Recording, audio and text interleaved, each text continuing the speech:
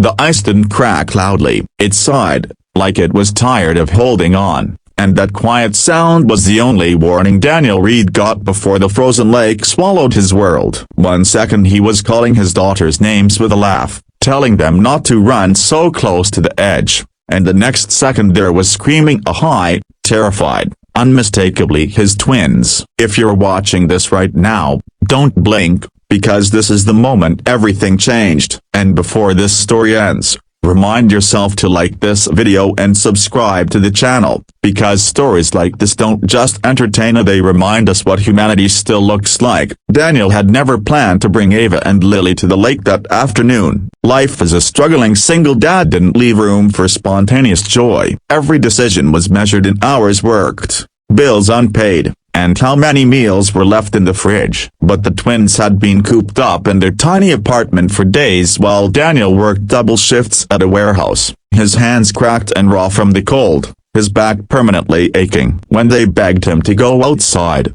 just for a little while, he gave in. He always gave in when it came to them. Ava and Lily were 7 years old, identical in face but different in spirit. Ava was cautious, thoughtful, always watching before stepping. Lily was fearless, loud, convinced the world existed for her to explore. They wore mismatched coats that afternoon, hand-me-downs Daniel had bought from a thrift store area, and knitted hats their late mother had made before cancer took her away 3 years earlier. Daniel still remembered the way his wife used to say, "No matter how hard it gets, there'll be a miracle." He didn't know then how literal those words would become. The lake sat at the edge of town, usually frozen solid this time of year. Other families had been there earlier, skating, laughing, living lives. Daniel felt like he was watching from the outside. He stood a few steps back, checking his phone, calculating in his head whether his next paycheck would cover rent if he skipped paying the electricity bill again. That's when Lily ran ahead, laughing,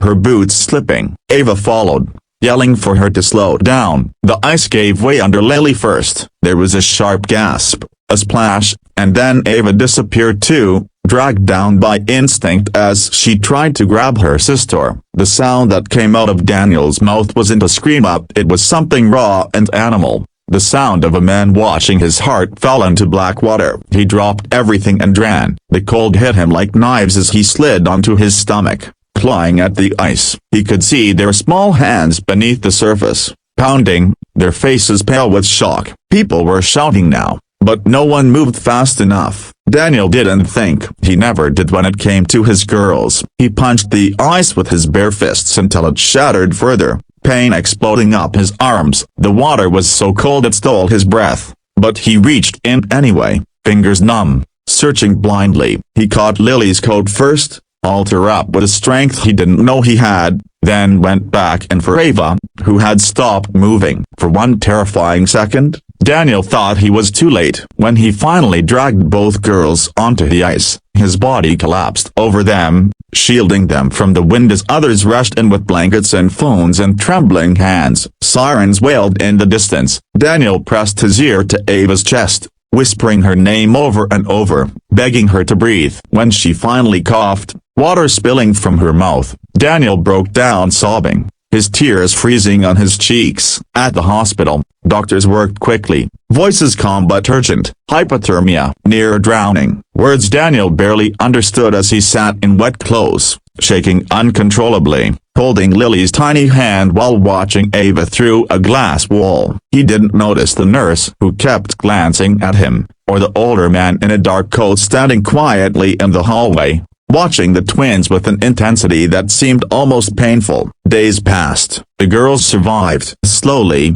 miraculously, they recovered. Daniel slept in a chair beside their beds, waking every hour just to make sure they were still breathing. He missed work. The warehouse manager left a message saying they needed someone more reliable. Daniel deleted it without listening to the end. None of it mattered as long as his daughters were alive. When the girls were discharged, reality came crashing back in. Medical bills arrived thick and merciless. Rent was overdue. The electricity shut-off notice sat unopened on the kitchen table. Daniel sold his old watch and the last thing his father had given him up, and even that barely made a dent. Some nights he ate nothing so the girls could have seconds. He told them stories instead of buying toys, turned cardboard boxes into castles, and kissed them goodnight with a smile that hid 1,000 fears. Then, one quiet morning, 3 days after they came home, Daniel heard an unfamiliar sound outside their apartment. Engines, not one or two but many. He pulled the curtain aside and froze. 10 luxury SUVs lined the cracked street, black and gleaming, completely out of place among rusted sedans and peeling paint. Doors opened in perfect unison. Men and women stepped out in tailored coats, their expressions serious, respectful. One of them walked toward Daniel's building and knocked. Daniel's first thought was panic. Had he done something wrong? Were there forms he hadn't filled out, bills he hadn't paid? He opened the door cautiously, Ava and Lily peeking from behind his legs. The man at the door introduced himself softly. He was the older gentleman from the hospital hallway. He explained that he was their grandfather, Lily and Ava's maternal grandfather, a man Daniel had never met because his wife had been estranged from her wealthy family for years. "I saw you pull my granddaughters from that lake," the man said, his voice thick with emotion. "I watched you almost die for them, and I realized how wrong I was." He told Daniel everything then, how he had disapproved of his daughter's choices, how pride had kept him away, how, when he thought he had lost his granddaughters forever in that frozen water, something inside him broke. The SUVs, he explained, weren't meant to intimidate. They were there because he didn't know how else to arrive. Inside the apartment, the air felt heavy as the truth settled in. The man offered help, a real help, a home big enough for the girls to grow, schools, security, a future without fear. Daniel listened quietly, his hands clenched. When the man finished, Daniel shook his head. "I didn't save them for money," Daniel said, his voice steady but tired. "I saved them because they're